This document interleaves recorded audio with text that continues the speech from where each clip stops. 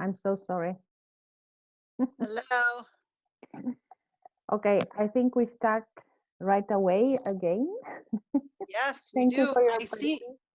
That's okay. I see it recording, so we're good to go. Yeah, I don't push more the button because I don't want to have surprises again. We keep it ongoing and we restart. So Okay. I'm sorry. It That's okay. happens. No worries. And we are out of retrograde motion, but of Mercury, but still have some issues with communication and technology.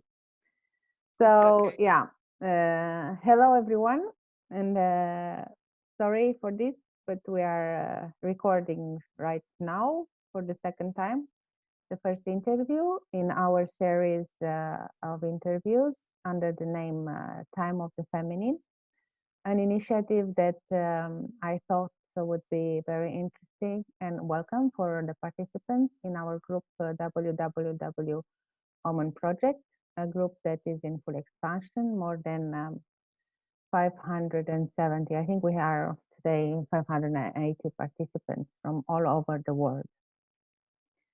And this series, I thought as administrator of the group, I can propose to you, has the intention to invite women among you, women as me, with many talents, wisdom, knowledge, uh, feelings, stories.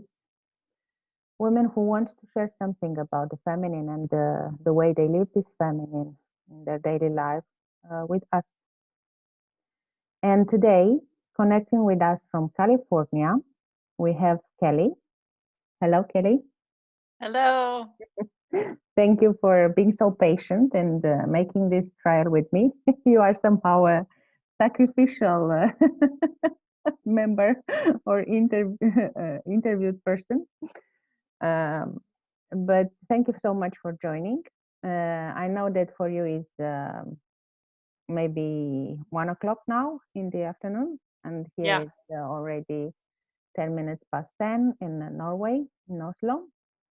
So we are connected practically two continents, from Europe to America, North America, and back to Europe. And Kelli, I'm very happy that she was the first one to answer this invitation I launched to members of our group. I think she's a very special woman, and she has a lot of things to share directly from her heart. And she has a spiritual name, Kalista, very interesting. Maybe you can also speak a little bit about what actually it means. Mm. And she considers herself a light worker, a coach, and a teacher. And I will give directly the floor to her to speak a few minutes about herself, who is Kalista or Kelli, as you wish. Thank you. Oh. Well, hello, everyone. It's such a pleasure and honor to be part of an international group of women seeking to bring more healing and light into the world. This surely will help us enable peace in a world that is, I think, very thirsty for it. My path to wisdom is ongoing, and the reason I chose Kalista for my spiritual name is that Kalista was the centaur queen of mythology times. The archetype for me is part woman, part horse. She was a warrior princess fighting for things that were right and good, best that I could figure out anyway. And just to me that she was part woman and part horse, that was kind of enough for me, because horses are very near and dear to my soul. They're my good friends and my way shores, if you will, often. Grew up in California, the Bay Area, moved to Southern California, and started working for the Navy about almost 10 years ago now, when I wanted to reinvent my career. I'm now a certified conflict coach and mediator for the Navy, and I get to help translate lots of languages for people who are in conflict, and I think we'll probably talk about that a little bit later. But what's brought me here today is I was so happy to see you reaching out to women around the world and trying to connect all of us in a way that would be meaningful to all of us. You know, we are all connected to the one source or God or goddess, however you want to build language around that. And so to the degree that we can help one another and learn from one another, I'm just thrilled to be part of that circle. Thank you so much. I know that you planned a short intervention with excerpt or paragraph from a very interesting book I also have, A Course in Miracle. Do you want to share a little bit about it? Yes, I loved my journey reading A Course in Miracles. It took me about a year to get through the workbook for students and the manual for teachers. Read it a couple of times. My book has a lot of underlining and highlights in different colors. No one would dare try to pick up my book and try to read it because I've written all over it. But I think one of my very favorite passages, which is one that I chose to share with everyone today, is taken from the first section of page 447, chapter 21, Reason and Perception. And it's from the page on the Forgotten Song, section 8. And it speaks to the light that we are all here to learn more about and also to reflect in the world. So I thought it would be a good reading for today. It says, beyond the body, beyond the sun and stars, past everything you see, and yet somehow familiar, is an arc of golden light that stretches as you look into a great and shining circle. And all the circle fills with light before your eyes. The edges of the circle disappear, and what is in it is no longer contained at all. The light expands and covers everything, extending to infinity, forever shining and with no break or limit anywhere. Within it, everything is joined in perfect continuity, nor is it possible to imagine that anything could be outside, for there is nowhere that this light is not. That's significant because there's nowhere that the feminine is not. Sometimes the human experience would lead us to believe otherwise, but the masculine and feminine are needed to balance one another, to bring wholeness to life. And so the feminine is very powerful presence, always available to us. Might hear some dogs barking. Yes, I think your dog agrees with you. He seems quite in tune with the message about life. He knows what to bark, doesn't he? Yeah. So you spoke about God and light, and I think it would be interesting also the continuation of this message you just delivered to us, to speak about why for you it's important to connect with God and how you do it. Yeah. Well, the reason I think it's very important to connect with God is because I've learned sometimes the hard way in my life that of my own self, I really can do nothing. And as intelligent and capable as we all can be, there's such a wider sphere of influence and power that we can tap if we recognize that it's bigger than we are. And so every morning I begin my day, doesn't matter how early in the morning it is, with a prayer. It's usually the Lord's Prayer, just from any version of the Bible, and then also a hymn from Christian Science that I've come to really appreciate, called Shepherd, Show Me How to Go. And so the reason I start with the Lord's Prayer is to really get into the space where I become more aware that God and divine love in particular is omnipotent. This brings into power the feminine energy, enables the feminine energy, and reminds me that I'm a reflection of all that the Lord's Prayer evokes for not only me, but all of mankind. And when I evoke it for myself, I know that I also evoke it for all mankind, male and female. And then the Shepherd Show Me How to Go is really a little poem and a prayer written by Mary Baker Eddy that simply asks to be shown how to go throughout the course of a day. It's like, show me how to go over a hillside that is steep. Show me how to gather, how to sow, how to feed thy sheep. And I will listen for thy voice, lest my footsteps stray. I will follow and rejoice all the rugged way.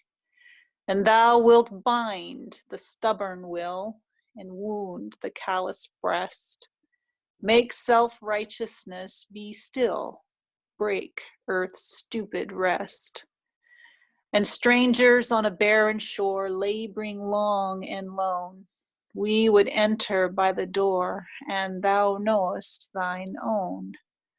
So when day grows dark and cold, tear or triumph harms, lead thy lambkins to the fold, take us in thine arms. Feed the hungry, heal the heart, till the morning's beam, white as wool ere we depart, Shepherd, wash us clean. So the divine feminine, I think, also is a shepherd of sorts. And then I try to end each day being very grateful and expressing the gratitude for all that I have received throughout the day that enabled me to do what was brought to me to do. Gratitude is a very important part of that practice because it keeps us connected to what is already abundant.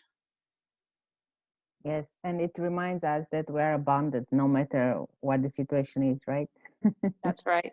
That's Beautiful. right. I love that shepherd prayer or poem. Maybe Yeah. you can post it on later on the group as sharing. I can do that. For who wants to use it, maybe in the daily practice, would be very interesting to know the Absolutely. text. Yeah. Be happy to do that. Yeah. So I've heard the dog saying something or commenting about what you were saying in agreement. I know that you have lots of animals around the house and in the house, and you love them, and also the wild nature and wild animals.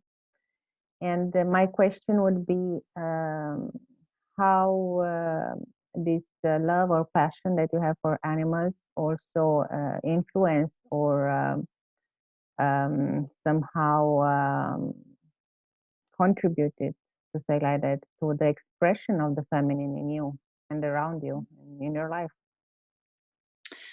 Well, I have learned that love has its own language, that it is a universal language. And when we live expressing the highest sense of love that we can understand, that we can speak to any being, anytime, for any reason, and get a positive result. And I've practiced this many, many ways on my property and off of my property with wild things, domestic animals too, but I like to talk with wild things as well. And here at the ranch, I have scorpions that live here. I have rattlesnakes. I have coyotes that come through and share the water buckets with my horses. And we have agreements that the feminine divine energy negotiates, I guess, and maintains and strengthens and nurtures. And sometimes when people come here, they're surprised at the language that they can see expressed. They don't always understand it, and sometimes they like to even argue with it until they see it come to fruition. And then there's usually a long period of quiet while they process what they just saw. And other times it's just kind of a quiet, laid back, normal day. So an example of a very enlightening moment with the scorpion was not too long ago, the summers are very hot here. I live in the middle of the Mojave Desert, and they're very hot. And so sometimes scorpions that are quite large, that can be, as big as my hand, which is, I mean, I'm not a very big person. Our hands are pretty good size. So scorpions can get that big. And they like to lodge underneath the water tubs because it's cool and it's wet under there. And so they can get the moisture they want. And when I dump the water tubs over to refill them for the horses, I always look to see if there's a scorpion under there. And if there is one there, then, I'll give it its rite of passage. It gives me mine. And usually we kind of just go our separate ways. But if there is another person present who sometimes is afraid, then because people do get kind of afraid of scorpions and rattlesnakes and things like that, then sometimes a conversation is needed to help the person, not me or the scorpion, but help the person to not be afraid. And so not too long ago, there was a scorpion in one of my horse corrals, and I just named them all Spike because that's a name I can remember, because they have little stingers on their tails. And so Spike seems like a good name to me to give them. And I turned the tub over, and there was a Spike, and I said, "Oh, hello, Spike." And I said, "Oh, aren't you a beauty?" He was quite large. And my boyfriend happened to be there, and he says, "That's a scorpion." And I says, "Yeah, that's Spike." I said, "Spike, this is Steve. This is Spike." I said, "Isn't he beautiful?" And he goes, "Well, he can't stay there." I said, "Well, he's not really hurting anybody." I said, "But we can move him. That's fine." He says, "You're gonna move him?" I says, "Yeah. I'll just give me that little orange bucket over there, and I'll ask Spike to get on up in the bucket, and I'll take him over to the other end of the property and let him go on his way." And he kind of looked at me like, "Yeah, right. You're gonna get the scorpion to get in the bucket on his own." I says, "Yeah, really, he will." I said, love is a universal language. I said, all beings understand love's language. I said, it's really not hard. And so he was wanting to support me, but had never seen that done before. So he just said, "Well, all right, let's see you get that scorpion in the bucket." So I says, "All right." So took my little orange Home Depot bucket and put it down on the ground and said, "Okay, Spike, here's the deal. You're a vision of love expressed today, and I need you to, first of all, put your stinger down," because he kind of had his stinger up in stinger mode, because he was a little scared. The energy around him was threatening to him. So I told him he was safe and that he was only in love's presence and he could not be hurt. So he could just relax and put his stinger down. And so that was the first thing he did, was he did put his stinger down. He relaxed. And so then I put the bucket down. I said, "Okay, I just need you to go in this little bucket, and I'm going to give you a ride to the other end of the property, and then we'll part ways over there." I said, "That'll make everybody happy." So I put the bucket down and I waited for a minute, and I had a little tiny, very wisp of a twig in my hand that had fallen down from one of the eucalyptus trees in the back. So I just kind of tapped the ground behind Spike, and I said, "Go on," just to encourage him to go in the bucket. And then I put the stick down and I said, "It's time. You need to get in the bucket now." So he did. He just walked right in the bucket, and I was a 5-gallon bucket, so that the sides of the bucket were nice and tall and everybody was safe. And I took him over to the edge of the property and I put the bucket down. I said, "All right, there you go. Why don't you kind of stay out of sight for a while until people around here have time to process what they just encountered with you." I said, "Nice to see you though, and bless you on your way."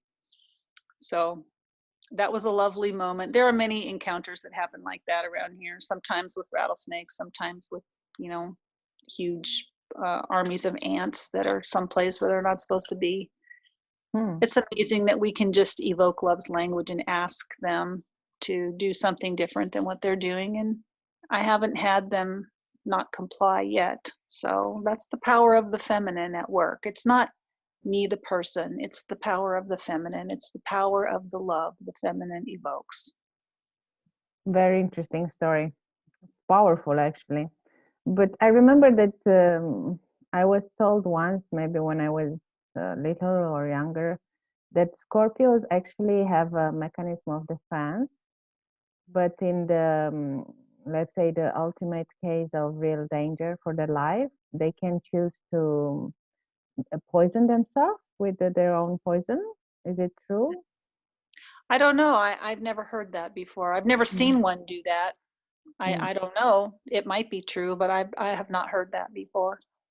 Yeah, it's a kind of self-sacrifice. They prefer to succumb, but to get in other hands, probably. Yeah.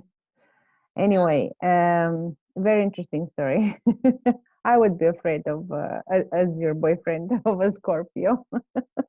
Yeah, I it still wasn't. have this mental maybe it's a kind of prejudice or preconceived idea that yeah, they're really dangerous and I would not get very close to one. But maybe in case it happens, I can remember your story and I get a useful insight. Yeah.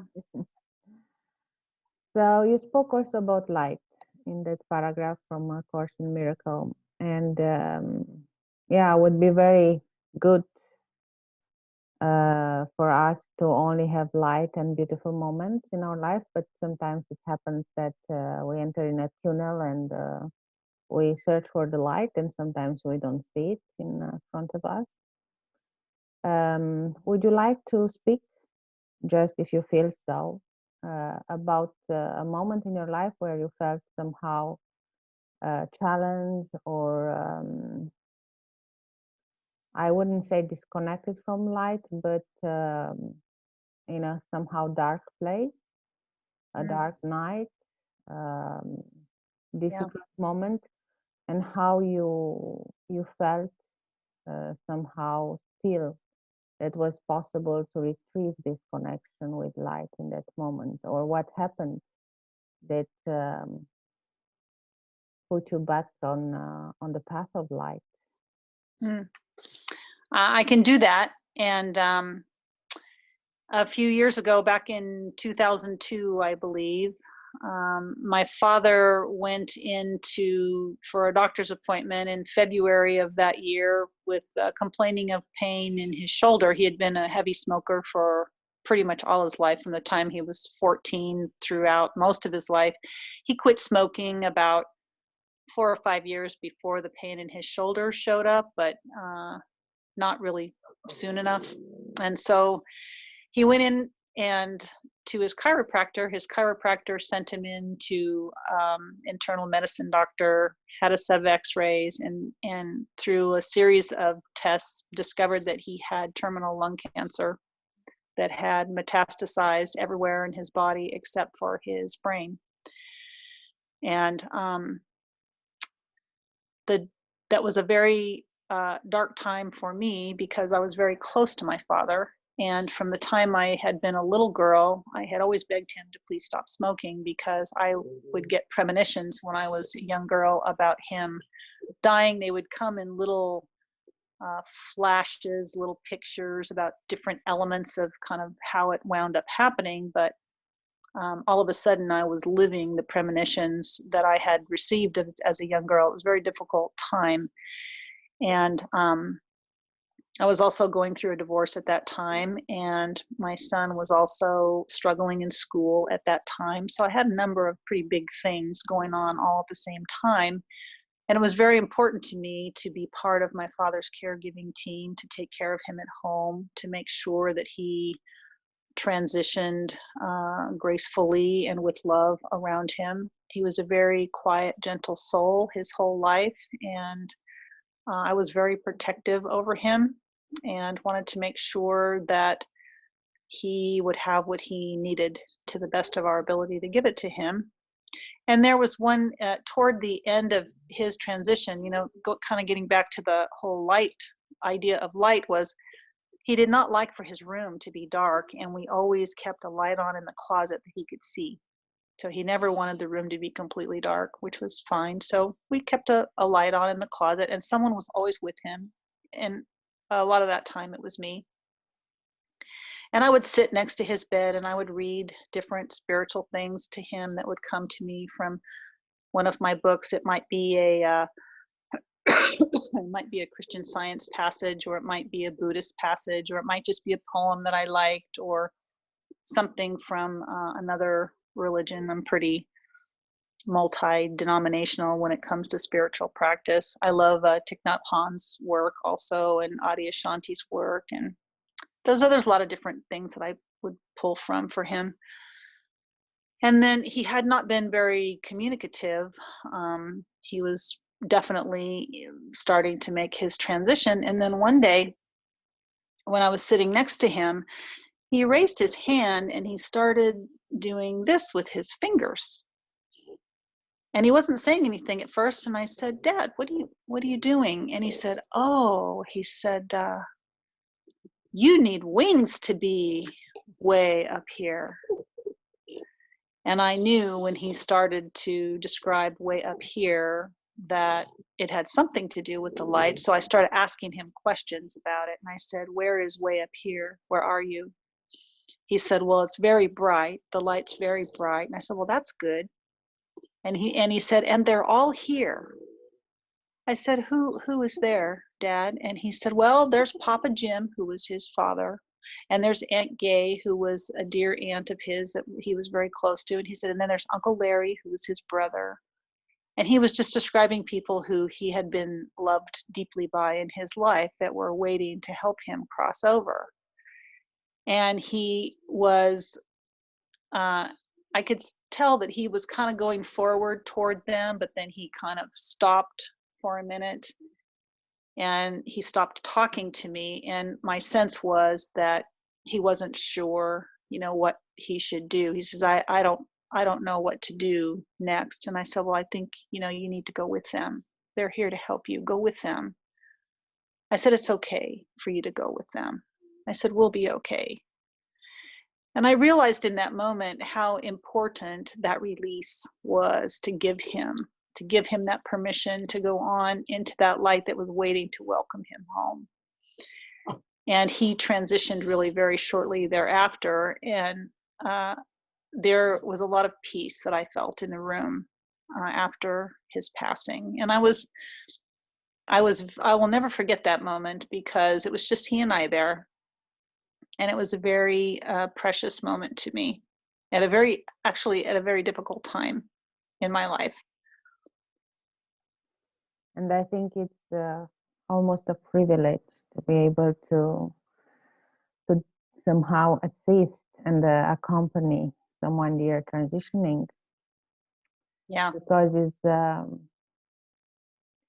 you are closer to God somehow, and you are closer also to this sense of immortality.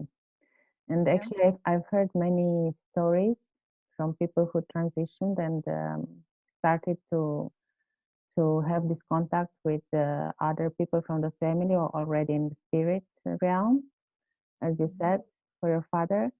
And they also said that it's not only they contact with these light beings that their family are in spirit, but the soul also travels, and somehow it's probably in seconds or in a different notion of time that the one we have. The soul can see in front all these images from the life and can travel to all these places that the human being was during life. So it's a kind of remembering in that moment of transition towards light of everything that the soul or the person lived. And somehow this links me to the next question I want to ask you, because I would like, of course you are not transitioning now and I'm not wishing you this. Don't take it this way. But just because this somehow created this possibility, if you would like now to look back to yourself as you were when you were younger, like a young girl, 20 years old, less experienced than you are now, and with many wishes and still dreams to fulfill and projects, if you would look back and you would try to connect with that girl from heart to heart, what this message would be from your heart? My message to that 20-year-old version of me would be to surrender sooner, to dream bigger and to surrender those dreams sooner. Because I've learned I am learning, I should say. So what I've learned so far, I should say, because I am still learning, is that there's great power in the surrender of our dreams. That however big a dream is that we think we can dream, it's never as big as what an abundant creator can imagine as us for us. And when we surrender to the highest sense of our greatest good, what we can accomplish, the greatest service we could be in, we are given more than we ever could imagine asking for. And I would have told that 20-year-old to really dig into what does it mean to understand that and to practice that in her life, because her life will be dynamic and full and powerful beyond her wildest dreams if she can just be brave enough to surrender. Yes, surrendering is an art. Not many know how to master it, right? Yeah. And yeah, it brings a lot of wisdom for those who can do it. You spoke about service, and I have the feeling that somehow for you is also important that you feel that you are at service for something higher and for highest good maybe. And I know that you have or you are going soon to have a degree in conflict resolution. Yes, I'm right. Yes. So how do you feel or see the everything that you learn during the classes and the path that you had to take for having this degree? How do you think that this can help you serve other people in this area of bringing peace in different situations where there is a conflict? Well, I chose to go get this degree, and I'm on schedule to graduate in December because I want to be of higher level service in human rights issues and helping people to resolve their differences, and also be a better advocate for my wildlife and animal friends. I realized I didn't have enough of the skills really to do that more effectively, and so this degree program was a way of giving credibility and expanding intuitively what I felt called to do.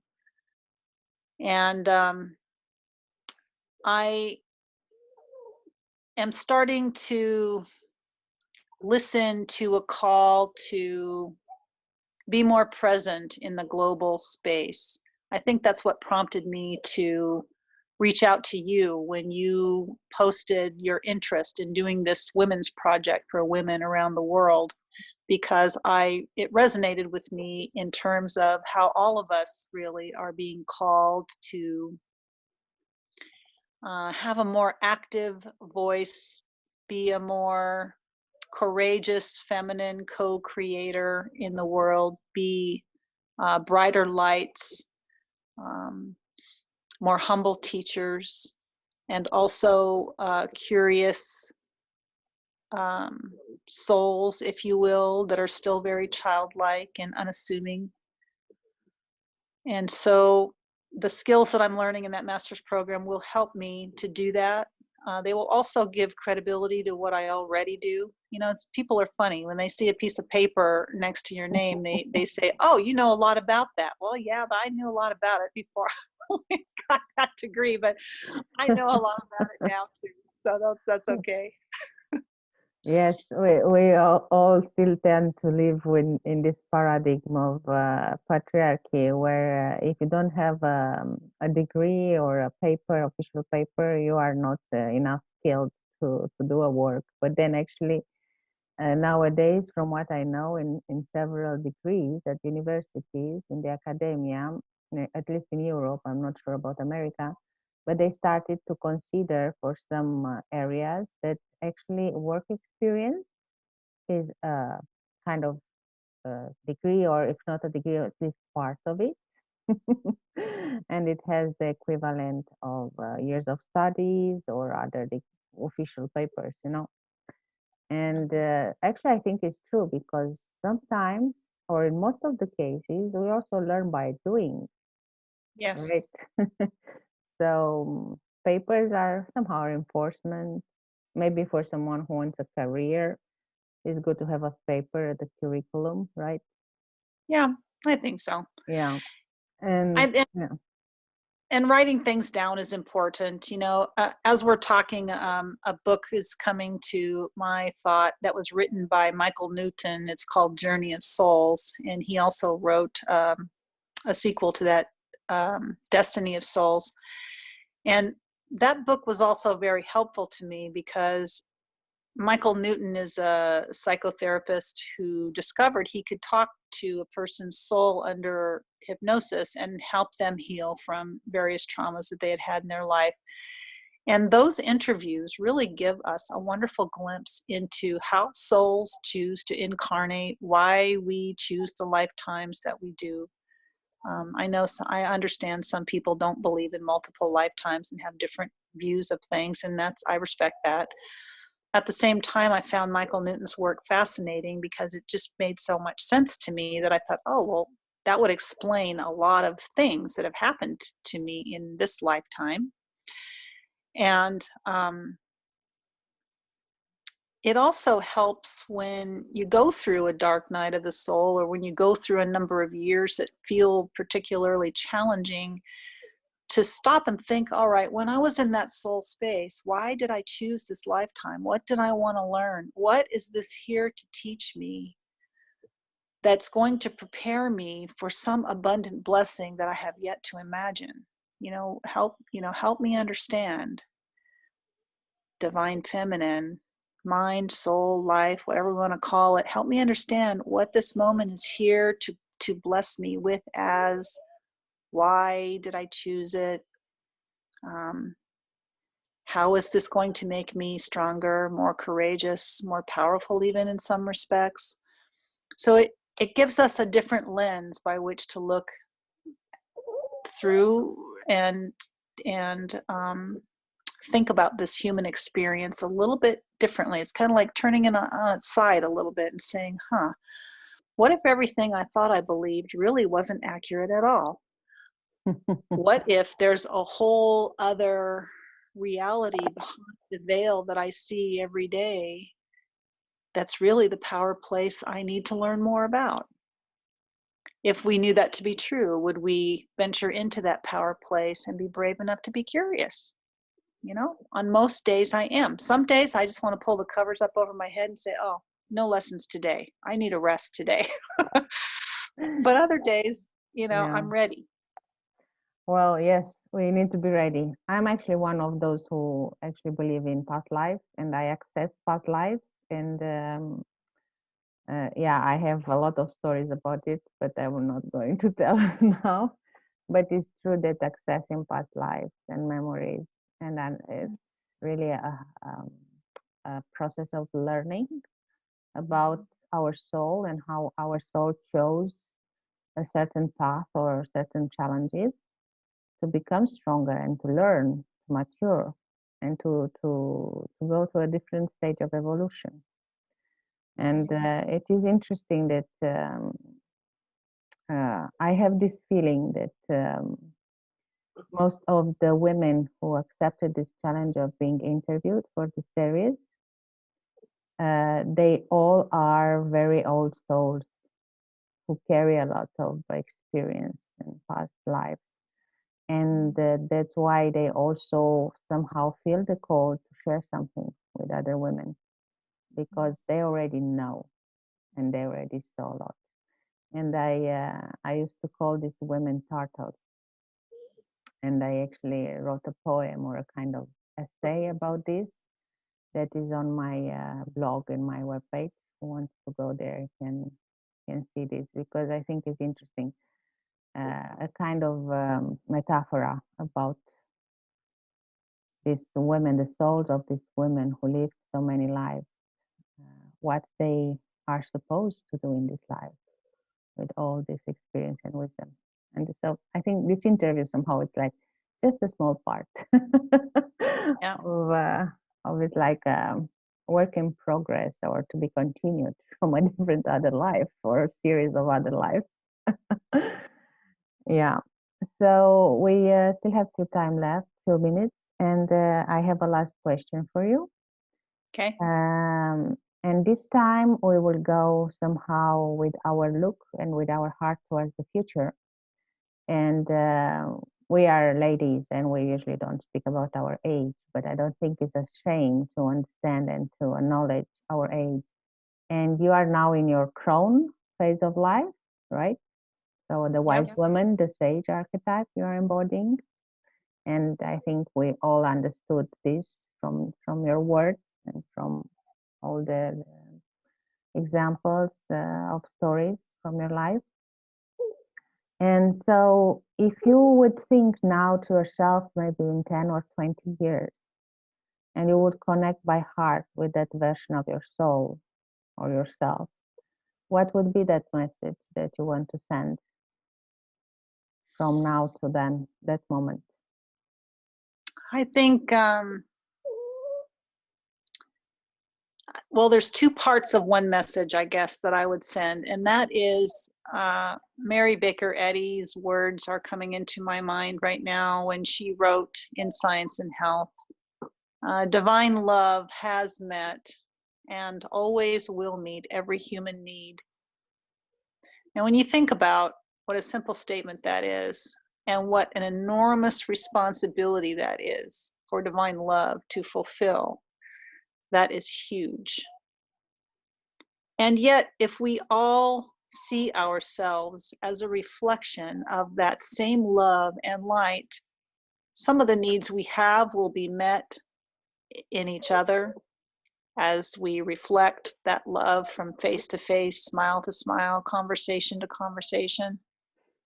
Other needs will be met through resources we can't even imagine in this conversation. But my message would be to surrender to the faith that that is true, regardless of what spiritual practice you undertake. I don't care what it's called, Catholicism, New Ageism, naturalism, whatever you want to, whatever ism there is or no ism.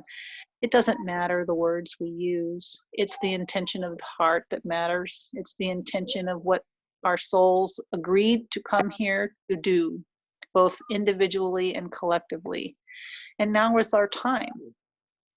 The times are calling us to step out and shine our light as bright as we understand it to be and not shrink back. We do not shrink back so that anyone else can be comfortable. That's their responsibility. Our responsibility is to shine our light to the fullness of its power that we can understand in the way that comes to us to do it.